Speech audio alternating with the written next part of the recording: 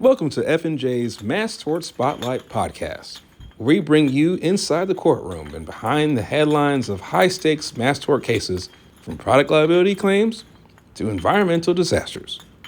In each episode, we'll discuss the latest developments in litigation, share client stories, and break down the legal strategies that help our clients fight for justice.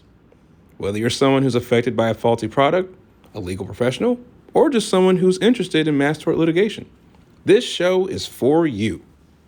A small disclaimer. All information shared on this program is for entertainment purposes only. It should not be taken as legal advice. Today, I'm here with the great attorney at the firm, Sean V. Jez. Hi, good morning. Good morning. So, Sean, can you tell us about your journey into the legal field and how you became involved with mass tort litigation? Certainly. I started practicing law in January of 1997, started working for this great firm that was involved in mass torts. They weren't as evolved as they are today, and they've actually changed in the last 25 plus years that I've been doing it. Well, I was always fascinated with product liability with regard to different type of products that are out there, and typically there aren't a lot of lawyers out there that you can go to if you're injured by a certain product that can help you out. And so I thought that would be a great niche to be able to help people that have been injured by faulty and defective products. What were some of the big concerns that clients would express to you as you've been working with these types of cases? Well, as far as product liability cases, the biggest concern is, did this product, cause my injury, and how am I going to hold that company responsible for the injuries? A lot of people are intimidated when, the big companies of the world out there have a product that injured you. A lot of lawyers don't want to take those cases, and so clients have a tough time finding lawyers that are willing to take on those big corporations. So speaking on that, what goes into building these cases against these big corporations that other people would be afraid to even touch? Well, the first thing is you have to look at the specific case that comes in, and is there actually a product defect or fault there? Once you determine that there's a defect there, then you want to look to see how many other people have been injured in that product. From an economical standpoint, it's very difficult to take on a big corporation when you have one injured individual. That's kind of the birthplace of the mass torts, is you can aggregate a lot of clients together, people that have similar injuries, and take on the corporation, because a lot of the stuff that you do in a mass tort case, you would do in a simple, say, car wreck case, but it's at a much larger scale. The amount of people that you would have to take depositions of, the amount of documents that you're going to have to review, the number of experts you're going to have to retain. What do you find most rewarding of working with cases like these? Well, obviously, the most rewarding is getting a result for my clients. A good result, a great result for my clients when they come to me not knowing what their future holds, and then at the end of the day, being able to hand them that check, so to speak, to compensate them for what they've been through. So since we have you here, I know you're involved with a variety of different cases, but I kind of wanted to focus today on hair relaxer and PFAS cases, if you don't mind. So let's get into hair relaxer. Can you explain the key allegations against the companies like L'Oreal and just other hair relaxer companies that are involved in these lawsuits? Sure, it's very simple. These companies made hair relaxing products for women that included chemicals that ultimately resulted in these ladies getting cancers, endometrial cancer and ovarian cancer, and uterine cancer because of the chemicals that were in those products. What have you seen thus far as you've been filing cases? Has anything changed since you first got involved with this? Well, obviously, when you just get involved in the case, you don't know as much as you do as the case progresses. So as the case progresses and you get into the discovery of the case and you start seeing internal corporate documents, you start learning a lot more about what those companies knew or didn't know at the time that they were marketing these products to the ladies. A lot of times, and in these cases, you find that they knew that what chemicals were in there and that there were potential health hazards involved. Have you seen any challenges as you've been going through discovery?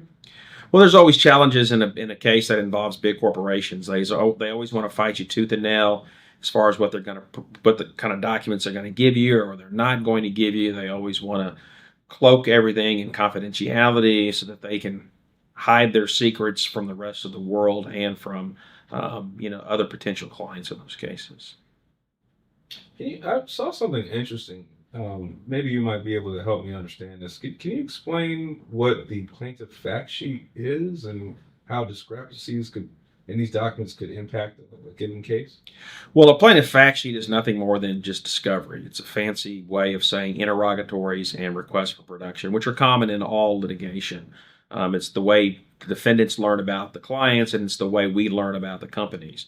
And so the fact sheet is a embodiment of questions to the plaintiffs in the case so that the defendants can learn about their case. What we see typically in these cases is we have fact sheets that can be very intimidating, sometimes 30, 40, 50, 100 pages long of questions that clients have to answer. Now, they do answer that with the help of our office. We don't just give them the questions and say, answer these. We go through it and help them out with those. But the problem is you have the defendants are always very nitpicky about the answers. And, when you have a litigation where a client has taken for example, in hair relax, where they've used a product for 30, 40 years in their life, they may not know specifically which product they used, exact moment they used it. And so you have the defendants, complaining about, well, we need to know the exact date that you put that product in your hair. And that's just not possible. And so what they do is they file a deficiency against your fact sheet. They try to get the judge to dismiss your case because of, your client says, I don't know, or I don't recall. So those are always the uphill challenges that we face with regard to these cases and fact sheets. Are there specific medical conditions that are tied to hair relaxer that you're primarily focusing on? Yeah, the three primary cancers that we're looking at are ovarian cancer, uterine cancer, and endometrial cancer. Is that backed by a study that you? Yeah, those are all based. The reason we're taking cases with that and representing women with those injuries is because there are scientific articles, studies that have proven that there's a causal link between ladies who've used hair relaxer products and those type of cancers. I did see that there was a recent push to move some of these cases from federal courts to state courts. Does that impact anything strategy-wise, or just how does that impact what you're doing? Well, a lot of it depends on what jurisdiction you're going to be in. Obviously, federal court it could be much more stringent than a state court. But at the same time, the rules are uniform nationally, so it doesn't really matter what federal court you may wind up in. You still have the same federal rules of civil procedure that you go by. You have higher standards on experts that you have to apply to. Whereas in a state court, depending on which state you're in, those rules are going to be a little bit different. Some of them have lower standards with regards to evidence and experts qualifications. And so it's kind of a juggling act. And obviously, you can't just file a case anywhere. It also depends on many things: where your plaintiff was injured, also where the defendant may have made the product, where they sold the product, or where their home base, their headquarters is located.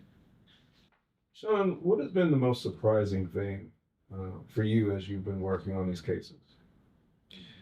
I think the most surprising thing in my years of experience is just the amount of corporate greed that is out there. It's amazing when you get into the documents how many of the companies that we pursue, they know what their products do to people, and yet they still sell them. And then the reason is to make a buck. And so, everybody out there, and another thing that's surprising is the FDA. A lot of people think that the FDA oversees these companies and really protects the public. And although that's their function, the FDA relies upon these companies to provide them with information, because the FDA doesn't have the resources or the ability to look at all of these products and all of these drugs or whatever they approve.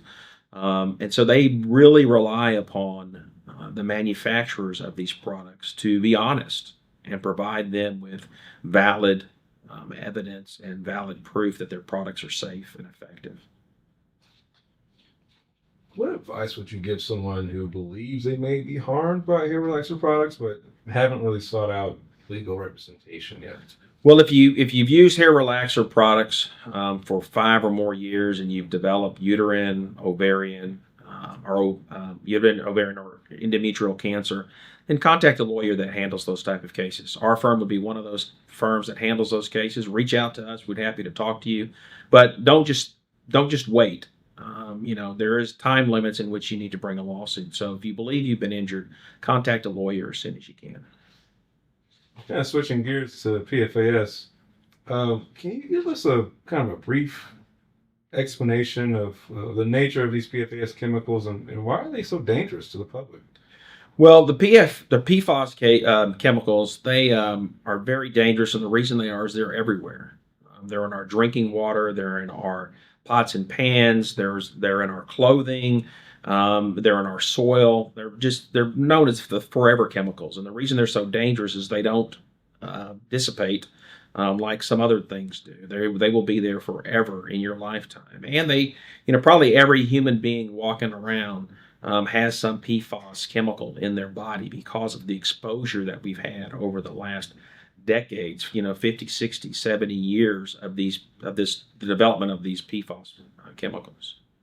So what makes this lawsuit special then? If everyone already has these chemicals, what would be, is there like a threshold where it becomes really dangerous for someone?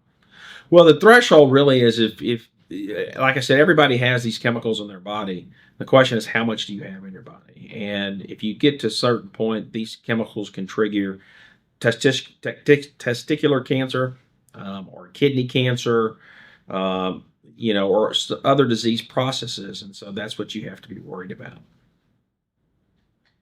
I think you mentioned that you had to adjust criteria.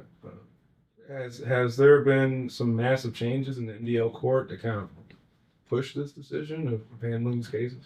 Well, originally when the cases were being filed, people were filing for a lot more different type of injuries, not just kidney or testicular cancers. They were filing for thyroid problems or autoimmune problems. And so what has happened is that the MDL court has, based upon the science that is available, has decided to pursue or to really work up the cases that have kidney and testicular cancer injuries. Put those at the forefront because they believe that's where the science is the strongest to support those type of cases. You can't just go into court because you have cancer and say, this product caused my cancer. You have to prove it, and the way to prove it is with scientific literature and studies. You kind of touched on this a little earlier with hair relaxer, but where do you see the role of government regulation as it pertains to something like this? Well, government regulation is always important. If you leave these companies unchecked, they're going to do whatever they want. They're going to continue to, for example, the PFAS, the reason that it's been a problem is that these chemicals were dumped into waterways. They made their way into our water system. So there's many cities out there that have contaminated drinking water with the PFAS that can lead to these injuries that we were talking about earlier. So, that's a big problem. So for clients who were affected by PFAS or even hair relaxer for that matter, I know one question that it usually comes out whenever time somebody will send comments or things of that nature is, what can they expect success to look like, especially when it comes to financial relief? Can anyone even have an expectation? Well, it's really hard to give an expectation as far as what the specific dollar amount is going to be in the case. You can't just say because you have cancer, your case is worth $500,000 or $1 million. The facts of each case will dictate how much the case could ultimately be valued at. What are your injuries? How long did you have those injuries? How did you suffer from those injuries? So it's very difficult to put an exact dollar amount. But what our firm does is we look at your case individually, your injuries, everything that you've gone through, and we use that as a role for us or a goal for us and a model to try to determine what the best value for your case is and the best settlement range. If you want to try to resolve the case that way. Obviously, if there's a jury trial which is involved, then not only would we ask for that, but sometimes we would seek punitive damages, exemplary damages. in order to try to increase the value of those clients' cases. Where can someone go to get more information or just contact you? Well, obviously, our firm has a wealth of knowledge when it comes to PFAS cases, hair relaxer cases, and many other product liability cases. So if you ever have a question with regard to whether a product may or may not have injured you, please feel free to reach out to us. If you enjoyed this episode, please like and subscribe to our YouTube channel. As always, please leave a comment if you have any questions, and we'll see you next time.